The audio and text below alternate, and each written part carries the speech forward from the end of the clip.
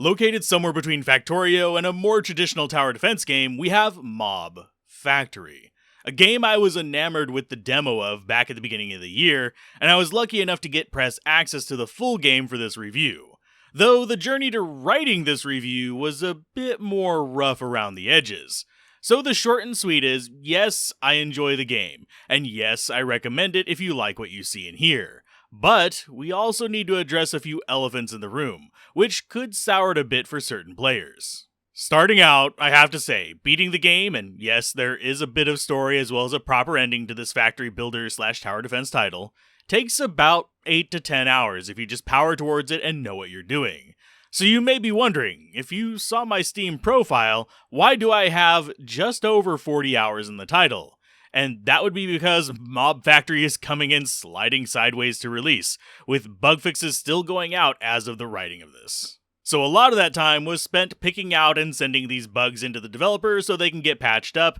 and so I can get to the end of the game for a full review. Thankfully, as of the writing of this, the game is fully functional, and I only found a couple bugs on my final playthrough to push the end the day before, with none of them preventing progress. Though you might see the console popping up from time to time showing errors in the background footage, due to this being the development build as you see in the bottom right. And while one bug was slightly irritating, it didn't pop up until the very end of the game and will likely be patched by the time you're watching this. And that was simply that the endgame liquid mechanics had a bit of a complainer text, though they functioned perfectly fine. Now the story, at least in the press version, is told by a series of still images, and it basically reads as a party of adventurers going through a portal. Everyone except the goblin with the giant backpack and building skills gets nuked, so the goblin builds a tower and begins plotting his revenge against the giant dragon that slayed his friends. And the story is, you do just that,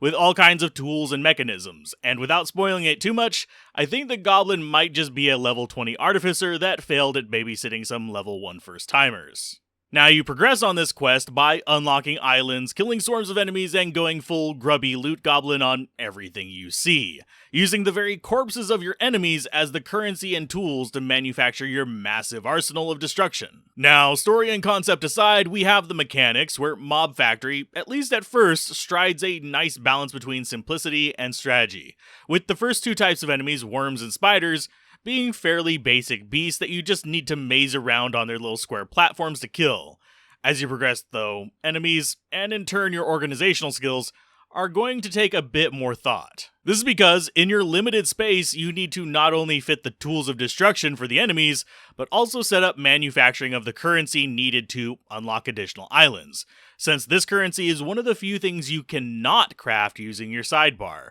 and you cannot get it from the merchants scattered across the map either. So planning and setting aside space for this will be fairly important, especially near the end when you get access to liquid manufacturing. That requires multiple types of processing and pipework and a lot more floor space. And that brings me to the first issue that might crop up for some people. Organizing all this on the small islands can be a royal pain. Sure, you can get lucky layouts that you can just use to make fake land with bridges, but that will not always be the case, and more often than not, you'll have to use the offshoot island instead, which means channeling a ton of resources down a relatively limited bandwidth conveyor belt, which can result in you losing materials off the edge of the map if you overload it, or backing up and overflowing out the back end if you try to cram too much between walls. So while it won't matter early on, as you start getting to 4th, 5th, and higher tier islands, you will start running into item transport issues to your manufacturing hub, or having to spaghettify your conveyors to move resources around the whole map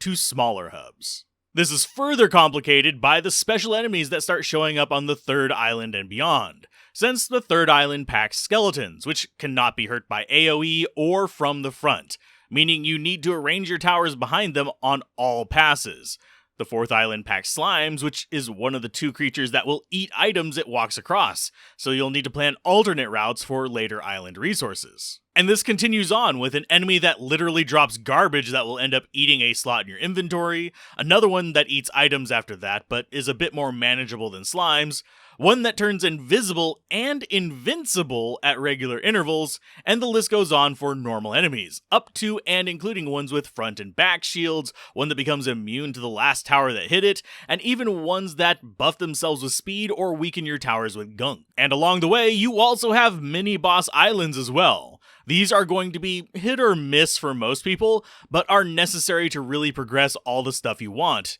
These are special in that you cannot build on their islands, but instead, you kill them for singular drops, which makes them annoying to farm, but lets you sort of plan your strategy a bit easier. And while the first one of these won't cause you any stress, there is one later that will actually destroy your stuff on the neighboring island, while regenerating health. So be prepared to adapt your maze layouts for it, as well as figuring out its dead zones to deal damage to it. The final boss also has a unique mechanic that requires either learning to build late game resources fast, or that requires knowing how to set up storage loops and building up the entire amount of resources needed for each stage of its fight. And honestly, I would say that this last stage was a little bit on the annoying side for me, since I couldn't get the firepower and resources gen high enough to get my generation high enough to do it the natural way. But I was able to get it through patience and letting resources build up, but it did take as long as unlocking the previous 4 islands combined to do so. And the fact that there is no way to run pipes underground or bypass other pipes made it a little more annoying to set up, but it's doable, especially if you're less stubborn than me and unlock the extra empty island nearby. Now, I mentioned merchants earlier, and you'd think they could help with this, but really not so much.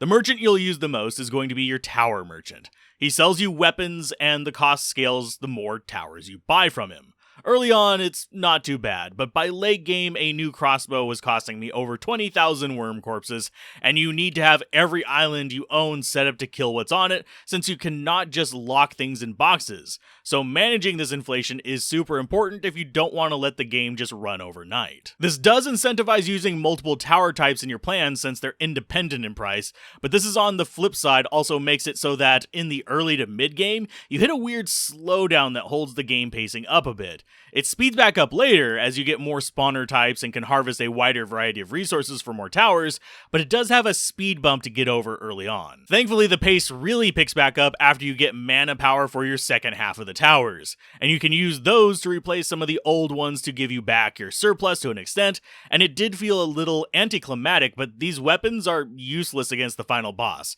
so my hoarding of them before unlocking it felt a bit of a waste. The other merchant is sadly less important though, and that is the potion drinking mage. He basically just speeds up your conveyors, factories, etc. in exchange for potions you brew by feeding enemy bits into the cauldron building, and what you feed into it determines what it creates. Though that was not explained sadly, and could really use a tutorial when you build it your first one, since it was a good hour before I thought to click on the cauldron to realize it has recipes in its personal menu,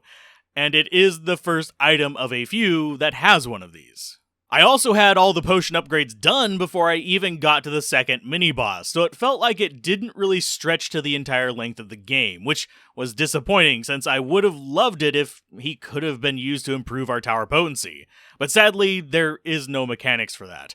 A crossbow you get at the start will be the same strength from beginning to end, though it is weirdly still one of your strongest towers that does not require mana. All in all, even though I was tracking down bugs to be squashed for a good chunk of my time with it, I did have fun with the title for the majority of the playthrough, with my only real nitpicks being a handful of pacing issues, namely the early speed bump I mentioned, as well as the somewhat jump in resource complexity with the liquid tier near the end. I would really love to see an endless mode introduced that would let you expand into unlimited islands, albeit with the old manufactured tower system rather than the current escalating cost system, since outside of making Killzone islands, you'd be hard-pressed to keep up with the cost in the long term, especially if you got a lot of slime islands. This could also be improved by introducing some way, outside of bridge spam, to expand buildable terrain when dealing with areas that would be void, even if it is just adding the ability to buy empty islands in void spots at an escalating cost per island, since as it stands, you only have a very limited number of dead islands that are in predetermined spawns. And lastly, the game could use a trash can for spare items along with